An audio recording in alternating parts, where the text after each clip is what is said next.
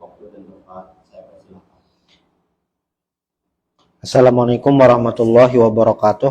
Waalaikumsalam warahmatullahi wabarakatuh. Alhamdulillahirabbil alamin wa bihi nasta'in ala umurid dunya waddin wa sallallahu ala sayyidina Muhammadin wa ala alihi washabihi ajmain wa la haula wa la quwata illa billahil aliyyil azim.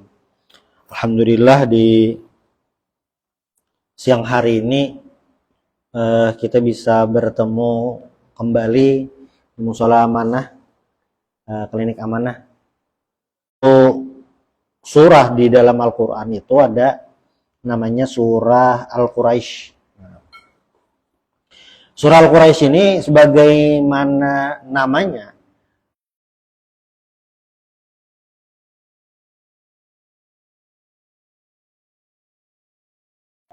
nah tentu ada pertanyaan lain, kenapa jadi orang-orang Quraisy diabadikan dalam satu surah khusus? Nah, ini berarti ada keistimewaan yang mereka miliki.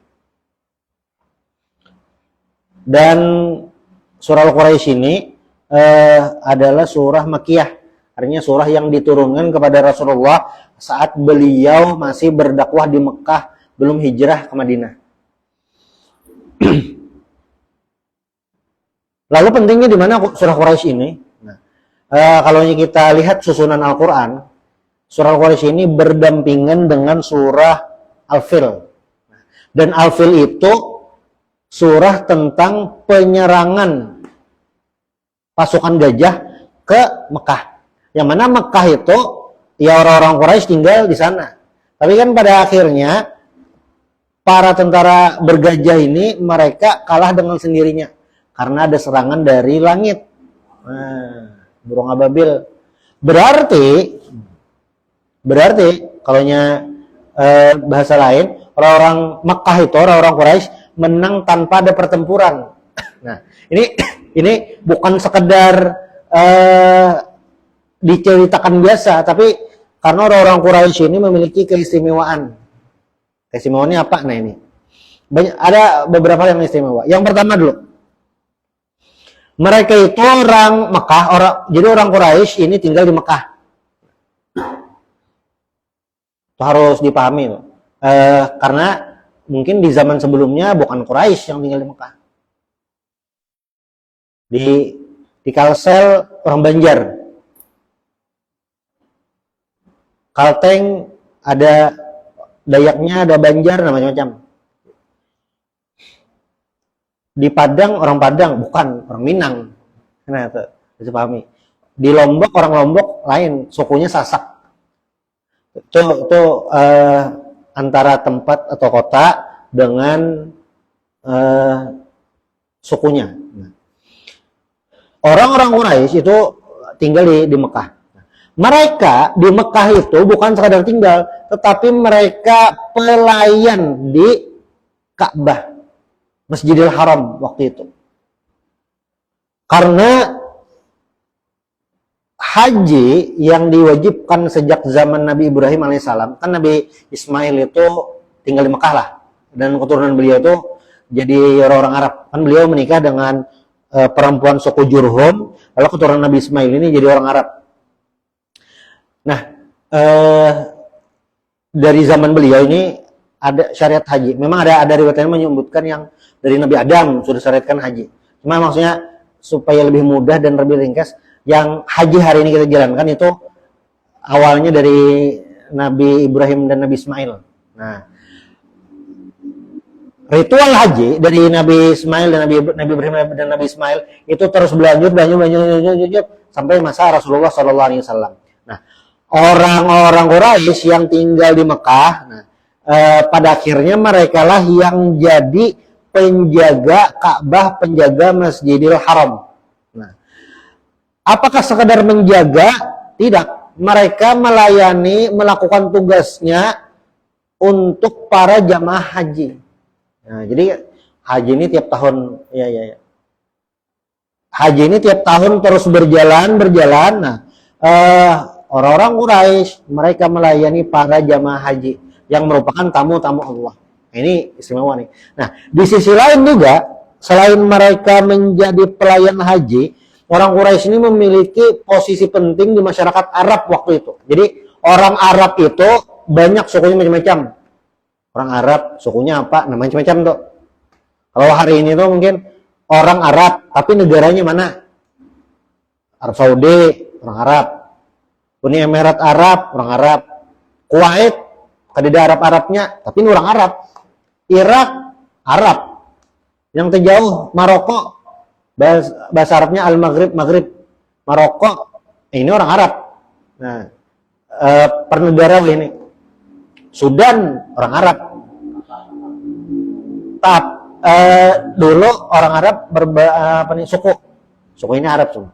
Nah, mereka datang haji ke Mekah dan menaruh respect besar kepada orang-orang Quraisy. Jadi orang Quraisy ini pelayan mereka, dan suku Arab itu di semenanjung Arab itu, di Jazirah Arab itu yang utama karena mereka pelayan.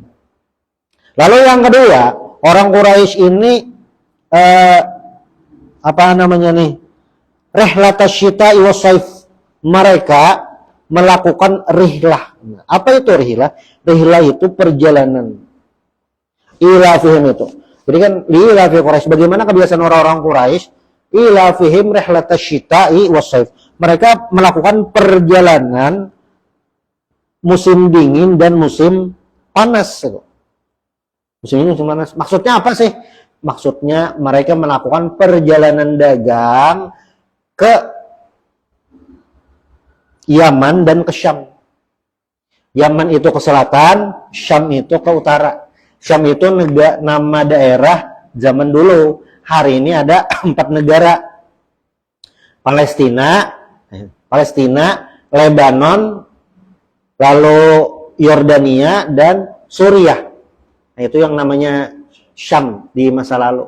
Nah, orang-orang Quraisy itu mereka selain jadi tuan rumah di Mekah, mereka melakukan perjalanan dagang ke Syam dan ke Yaman. Bahasa mudahnya seperti ini. Mereka menguasai perdagangan saat itu. Daerah Syam, daerah Yaman, itu orang-orang Quraisy menguasai perdagangan. Hari ini kita, siapapun yang menguasai ekonomi, itu jelas menjadi sosok penting dalam sebuah negara, bahkan sebuah daerah. Kalau dia menguasai ekonomi, jadi bukan sekedar jual beli, bukan, tapi ini menguasai. Nah, orang-orang Quraisy itu menguasai perekonomian. Jadi mereka pedagang handal menguasai situ. Sehingga mereka ini memiliki relasi kuat dengan wilayah-wilayah sekitar. Bahasa Munwahin itu nyamannya tuh enak. Menurang sugih itu kan di mana-mana dapat pengawalan lah. Nah, nyamannya itu. Nah, orang Quraisy secara umum mereka semua seperti itu. Mental dagangnya kuat dan relasi dagangnya itu juga kuat. Rihlatasya Yosef ini mereka pebisnis sukses. Ini penting nih, bro. Berarti suku apapun dimanapun ketika menguasai perekonomian suatu tempat, nah itu bisa dikatakan sudah menguasai satu sisi lah di daerah tersebut, yaitu ekonomi. Ini fakta kehidupan. Ada beberapa daerah yang orang lokalnya tidak menguasai ekonomi. Nah, ya alamiahnya ya mungkin tersingkir. Tersingkir ini bukan karena faktor menjajah, tidak suka, bukan. Ini faktor alami saja. Itu. Rihlatas syita'i was-saif. Nah, kenapa disebutkan syita dan as-saif? Syita itu musim dingin, as-saif itu musim panas. Ini menunjukkan kegigihan mereka dalam berdagang. Bahasa Banjar itu kadang wayah-wayah, Bang. Bayangkanlah mungkin di sini ada yang pengen bisi warung. Iya, ada bisi warung ada. Warung ada. Kuitan ada. Tiap hari buka lah. Nah, warung itu orang hanya paham lah karena di rumah ada warungan, Bang. Cuma orang berwarung tuh, nah. Entah warung kelontong atau toko itu. Seminggu aja kada buka. Nah, udah. Pertama ada berduit, yang kedua pelanggan jadi bingung. Pelanggan jadi bingung. Jadi kayak harus ada alasan misalnya pengantinan, dipadahkan dulu ke pelanggan, pengantinan. Belanja tiba-tiba kayak itu, nah kacau dah. Apalagi yang kadang buka, kadang tutup kayak itu. Harus aja jauh klinik kita nih lah. Seminggu buka, Senin buka, Selasa tutup, bingung orang. Kayak mana Robert? Bingung orang itu. Nah, orang Quraisy melakukan perjalanan dagang sepanjang tahun itu. Jadi secara kalkulasi itu mereka berdiam di kampung mana sedikit aja itu. Ini kegigihan mereka dalam berdagang, menjaga siklus itu. Muhammad itu setidaknya ada 2 kali melakukan perjalanan dagang. Satu waktu beliau usia masih sangat belia. Ada riwayat mengatakan 12 tahun. Kalaunya hari ini kita lagi booming bersyukur nih, harus menyembah Allah Subhanahu wa taala yang mengatur itu semua. Nah, satu tadi orang-orang Quraisy itu menguasai kota Mekah, yang mana di Mekah itu ada Masjidil Haram, Ka'bah, mereka jadi pelayan. Lalu yang kedua menguasai ekonomi, jalan. Lalu yang dua dah. Nah, lalu yang ketiga, karena mereka jadi tuan rumah waktu haji, sehingga bahasa Arab dialek Quraisy itu menjadi bahasa Arab pemersatu di semenanjung Arab. Dialek lah. Jadi di masa itu bahasa Arab ya, cuma ada memiliki dialek masing-masing. Nah, yang jadi pemersatu searapan itu adalah bahasa Arab dialek Quraisy. Sedikit perbandingan, mungkin kada sama, tapi kalau perbandingan lah. Kenapa jadi kita pakai bahasa Indonesia di Nusantara ini? Karena bahasa Melayu kan, bahasa Indonesia itu awalnya dari Melayu. Nah, karena bahasa Melayu itu bahasa yang dipahami di seluruh Nusantara. Karena orang-orang Melayu ini berpetualang, mengembara ke seluruh Nusantara. Salah satunya karena berdagang. Nah, karena ini dipahami semua, maka inilah yang dipakai. Ini yang dipakai. Arab Quraisy, bahasa Arab Quraisy itu kenapa jadi dipahami semuanya ya? Karena mereka menguasai kehidupan sosial masyarakat Arab. Jadi tuan rumah haji, lalu di Mekah, daerah Mekah itu ada festival Uqal, Suk itu pasar. Kemudian bahasa kita festival Uqal, yang tiap tahun ada lomba membuat syair Arab. Yang terbaik itu digantung di Ka'bah. Nah, digantung di Ka'bah itu tuh penghargaan zaman dulu, Pak. Kalau ini kayak award lah gitu. Nakas terbaik tahun ini jatuh kepada saudara Ihya misalnya. Misalnya itu. Nah dulu kalau membuat syair Arab terbaik itu yang terbaik digantung di Ka'bah. Wah, ini luar biasa tuh penghargaan. Tapi orang Quraisy menguasai apa tadi? Karena menjadi pelayan Masjidil Haram, menguasai perdagangan, sosial, menguasai militer. Nah, jadi zaman dahulu itu masa jahiliyah lah, itu sangat sering terjadi perang, bahkan dalam hal sederhana pun. Bahasa Banjarnya basengkengan, begepakan, sepion, palahe, bakalahin, lahir.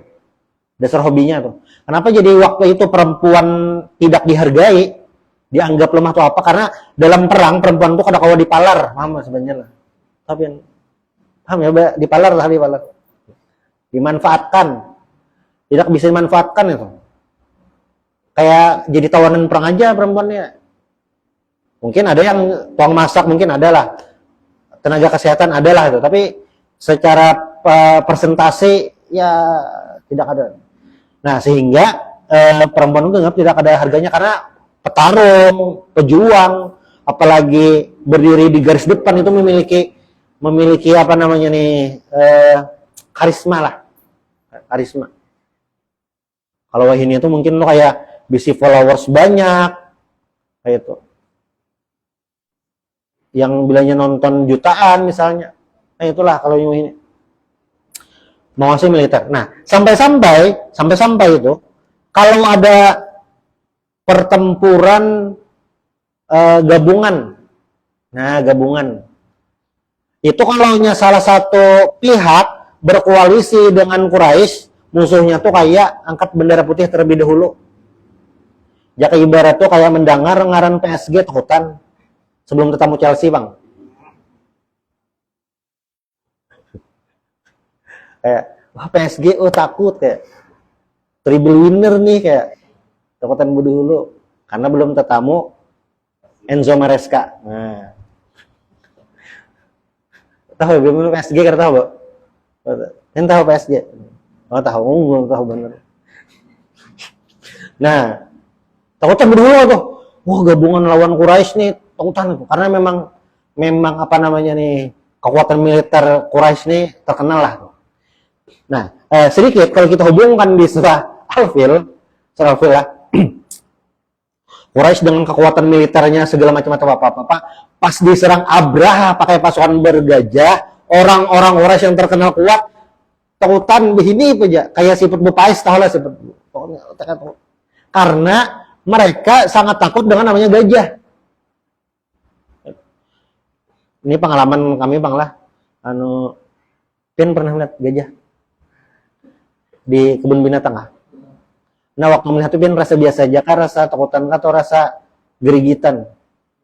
Biasa aja lah. Pin pernah melihat gajah? Ada pernah? Pernah? Di kebun binatang melihat langsung pernah melihat? Oh, ada.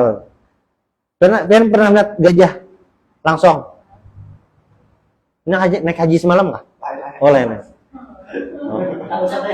Oh, amin. Oh, di atas kah yang naik haji? Ada di betul.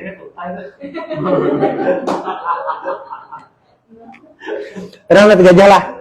Nah, takutan biasa aja atau kayak gerigitan? Hah? Apa? Takjub lah yang takutan lah. Ayo. Itu orang kita Banjar. Padahal di kita kan ada gajah dan tahu gajah tuh ganal. Kulitnya karas daripada kulit sapi, guys. Tapi kayaknya orang Indonesia biasanya melihat gajah. Karena nah, orang Arab itu kami waktu membahas fikih tentang bab binatang buas. Dosen kami orang Arab, kami bangarasan gaji binatang buas. Aja kami apa binatang buas? Itu aja ada gadingnya tuh tajam. Gak kami kada. Sekalinya kayak itu. Nah, dari situ kayaknya lah kenapa jadi orang-orang Mekah itu takutan waktu pasukan bergajah, karena menganggap gajah ini kayak binatang, pokoknya kan ada kawa mengalahkannya tuh. Kulitnya karas, dipanah kada kawa. Kada kawa, awaknya ganal kayak itu nah. Kayak itu. Itu yang di surah Al-Fil. Tapi terlepas dari itu ya orang-orang Quraisy ini secara militer memang kuat dalam pertempuran. Nah, makanya di tahun 6 Hijriah ketika terjadi Sulh Hudaybiyah, gencatan senjata antara Nabi Muhammad dengan orang-orang Quraisy Mekah, itu menurut sejarawan adalah ciri-ciri kekalahan orang-orang Quraisy. Karena sebelum itu orang Quraisy tidak pernah mengadakan gencatan senjata. Kayak pantang gencatan senjata, maunya serang terus. Kayak itu. Tapi pas Sulh Hudaybiyah itu kayak sudah kalah tadah dengan Nabi Muhammad, sudah kayak gencatan senjata aja dah. Nah, itu secara militer. Nah, dengan semua privilege yang mereka miliki, nah makanya ada perintah falyabudu rabb hadzal bait, sembah Allah Subhanahu wa taala. Duit sudah banyak di bari, nah maka sembahyang juga masih. Itu. Gawian sudah nyaman, masih ada sembahyang juga lagi. Karir nyaman, ada sembahyang juga lagi masih. Nah, ibaratnya itu untuk orang-orang Quraisy. Allazi at'amahum min ju'. Allazi at'amahum min ju' itu orang-orang Quraisy ini ya secara makanan mereka terjamin. Walaupun Mekah itu daerah gersang, tapi karena Allah mengatur sehingga ekonominya baik, ekonomi mereka baik, pemasukan baik itu, sehingga makan mereka allazi at'amahum min ju', ya aman lah. Nah, dan terakhir wa amanahum min khauf. Amanah itu mengamankan. Jadi orang-orang Quraisy itu tidak merasa ketakutan Satu memang kekuatan militer mereka. Lalu yang kedua, karena posisi mereka yang secara perdagangan itu menguasai, sehingga semua orang di jalan yang mereka lalui itu menjaga mereka juga. Nah, karena ini kan kalau orang Quraisy ini tumbang atau bermasalah, ini akan merusak sendi-sendi perekonomian masa itu, sehingga mereka sama-sama menjaga orang-orang Quraisy. Nah, itu privilege. Nah, sebenarnya ini bukan hanya untuk orang Quraisy, sebenarnya orang Quraisy memiliki posisi penting. Nabi Muhammad orang Quraisy. Nah, tapi sebenarnya ini juga berlaku dengan orang-orang lain juga. Ketika dapat privilege yang ada tuh. Misalnya kayak kita nih sekarang hari ini di tempat kita, ya kita bekerja bisa dengan aman, tidak ada bom, kita bisa bekerja dengan dengan SOP yang ada tuh. Karena kita terjamin loh. Walaupun mungkin kalau dipikir-pikir ya banyak hal-hal yang menyedihkan menurut kita tuh. Kalau dibandingkan daerah lain yang Sudan, di Sudan itu, ini beritanya aja kurang, kan cek aja berita Sudan. Sudan itu perang saudara, masih kada stabil. Di berita aja kurang. Kalau misalnya kita sering tuh dengar berita Palestina tuh, Sudan tuh sebenarnya tidak kalah sedih tuh, karena lagi perang saudara. Perang saudara ini namanya perang saudara lah, musuhnya ya orang situ-situ juga tuh. Jadi sangat tidak stabil. Nah, yang wa amanu min khauf ya kita masuk kategori itu. Kemarin yang perang nuklir, kita aman aja. Tidak menyerang itu.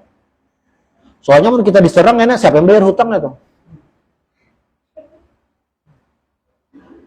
Kira-kira itu untuk yang tafsir surah Quraisy. Mudah-mudahan kita selalu bisa mengambil ibrah dari surah Quraisy ini. Hadallahu ajmain. Subhanallah bihamdik asyhadu an la ilaha illa anta astaghfiruka wa atubu ilaik. Assalamualaikum warahmatullahi wabarakatuh. Terima kasih kepada Ustaz Taslim yang sudah menyampaikan ceramah hari ini. Pada awal, jika ada pertanyaan, silakan.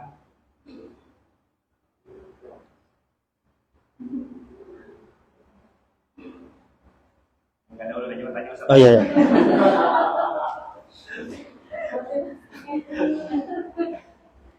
Ustaz, kan ada spekulasi dulu tuh, misalkan yang pernah mendengar, misalkan hari kan berhala itu dihancurkan, terus didirikan oleh Nabi Ibrahim Ka'bah. Nah, kita ada statement orang tuh yang mengadakan apa bedanya kita lawan bagian yang menyembah berhala ini itu, maksudnya Ka'bah didirikan tuh apakah untuk menjadi pandangan kita semua atau kayak apa? Yang kedua, nah misalkan batasan kita sholat tuh kita batal di mana saat kita minum manis atau makan gorengan ataupun makan apa, kita masih bisa umur. Nah itu apakah batasannya sampai mana saat batasan kita dipadahi sudah batal? Bahwasanya kita sudah ulang, kan ada yang harus umur aja bisa aja kayak gitu. Oh iya. Nah, itu mungkin pertanyaan. Baik, pertanyaan pertama lah mengenai Ka'bah. Nah, Ana belum dapat bang lah info sebelum Ka'bah dibangun itu ada berhala. Nah, yang Ana tahu itu kayak ini waktu masa jahiliyah Ka'bah tuh diandaki waktu masa jahiliyah berhala itu diandaki di Ka'bah. Nah, kayak itu. Nah, sehingga waktu Fathu Makkah Ka'bah berhala tadi dihancuri sehingga Ka'bah tuh bersih daripada berhala-berhala. Itu. Nah, kalau yang waktu Nabi Ibrahim membangun Ka'bah itu bang itu dasar membangun, dasar beda apa-apa istilahnya itu. Nah, memang ada riwayat lain mengatakan di situ sebenarnya ada kayak sudah ada bekasnya mulai zaman Nabi Adam. Nah, itu. Cuma ana belum dapat yang riwayat memandahkan di situ asalnya berhala diganti lawan Ka'bah itu. Nah, itulah. Nah, tapi kalau ada beberapa tempat yang misalnya ganti fungsi asalnya tempat ibadah lain lalu jadi masjid. Nah, itu memang ada kisah-kisahnya. Nah, itu. Lalu yang kedua, berarti Ka'bah ini sama kayak berhala lah jar, kan disembah. Nah, jadi Ka'bah itu sebenarnya bukan tujuan menyembah. Nah, tapi Ka'bah itu adalah untuk menyamakan tujuan, menyamakan persepsi. Jadi sholat itu kita satu tujuan supaya sama arahnya, kadang belain lain. Kenapa jadi Al-Quran itu tetap bahasa Arab? Pokoknya bahasa Arab itu terjaga sampai hari ini supaya Al-Quran yang kita baca seduniaan itu sama. Pian di sini membaca Al-Quran surah Al-Kahfi kayak itu bacaannya. Pian Anda bisi kawan di Korea baca Al-Qurannya sama. Korea Utara sama aja. Ada bisi kawan juga di lain di Selandia Baru Al-Qurannya itu juga sama kan.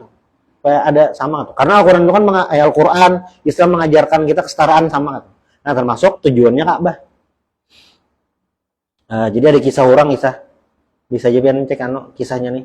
Jadi ada kayaknya kejadian di Amerika bang.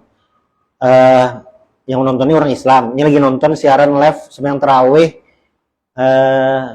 di Mekah. Di Amerika mungkin waktu itu belum ada tarawih. Nonton. Waktu itu menghadangi kamat. Kan sebelum sembahyang ada yang tawaf, ada yang pengarangin sembahyang sunat, makanya di Masjidil Haram itu tambur. Paham ya, tambur lah. Ya. Mereka tercerai-berai gitu. Nah, lalu teman si mahasiswa muslim tadi datang dan dia tidak Islam, nonis lah. Mungkin Kristen atau apa. Lalu si muslim tadi kayak ya mungkin pertanyaan biasa ke teman lah. Coba tebak itu merapikan mereka semua tuh berapa lama waktunya? Yang orang tadi ya mungkin berbulan-bulan lah. Wes, tidak sampai 1 menit mereka akan rapi. Sudah, dan lalu komat kan Allah Akbar langsung menyusun saf yang asalnya duduk berdiri, yang asalnya lagi santai berdiri, yang tawaf berhenti, sehingga satu saf semuanya sholat siap untuk sholat, mungkin sholat isya lah, siap sholat isya atau sholat tarawih lah, atau tahajud yang nonis tadi, sehingga itu penyebab dia masuk Islam. Karena kita hari-hari melihat lah, ya kada perlu jauh-jauh lah, pengen lihat di Sebilal gitu. Lihat pas anak sembahyang rapi langsung rata berataan.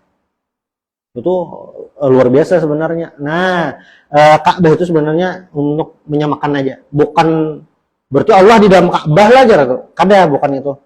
Karena ya sebenarnya Ka'bah itu bisa dimasuki ruangan biasa sebenarnya. Ruangan biasa gitu. Ruang biasa. Kiswah Ka'bah tuh yang kiswah tuh kelambu.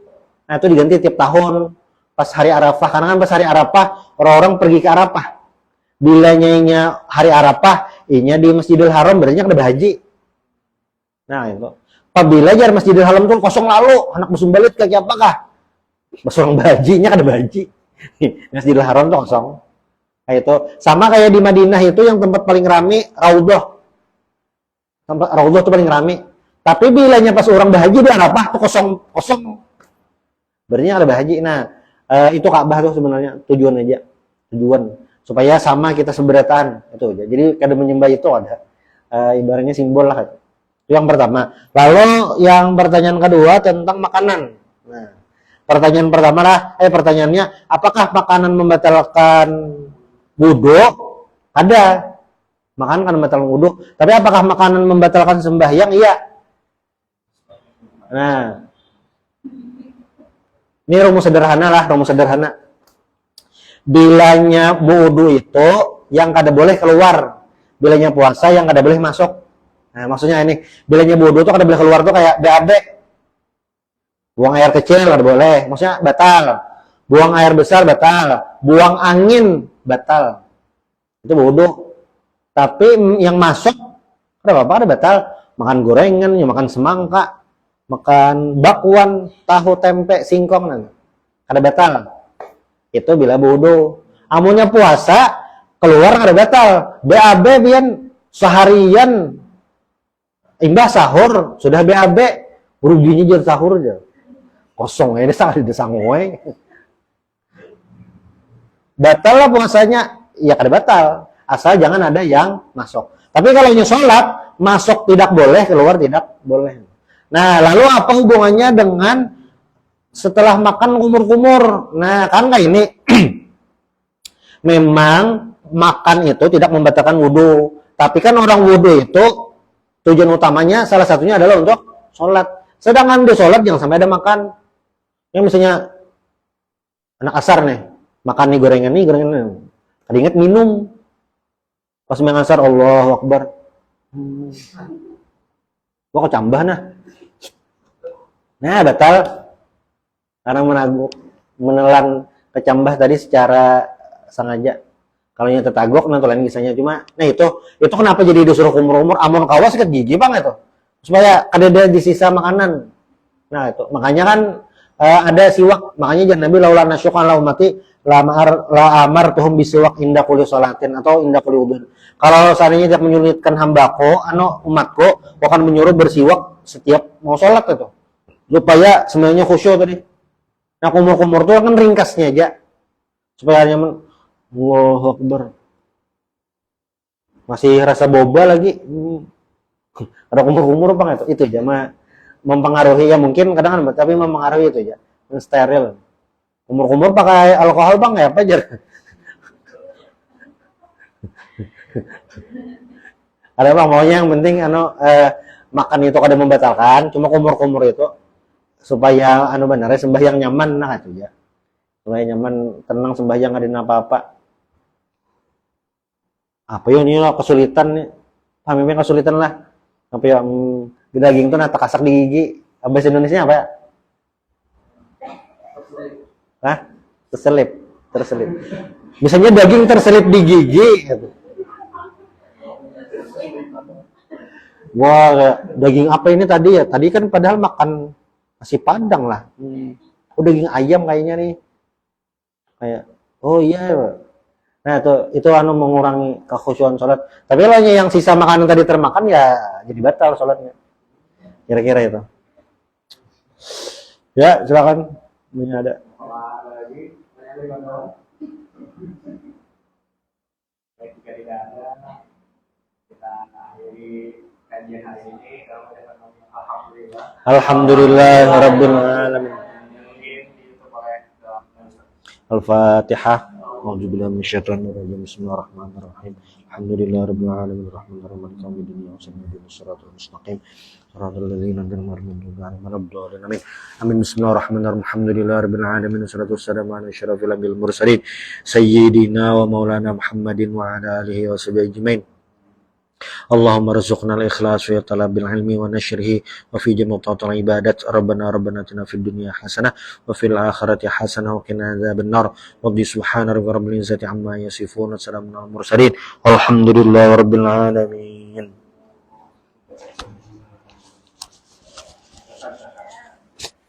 Nah,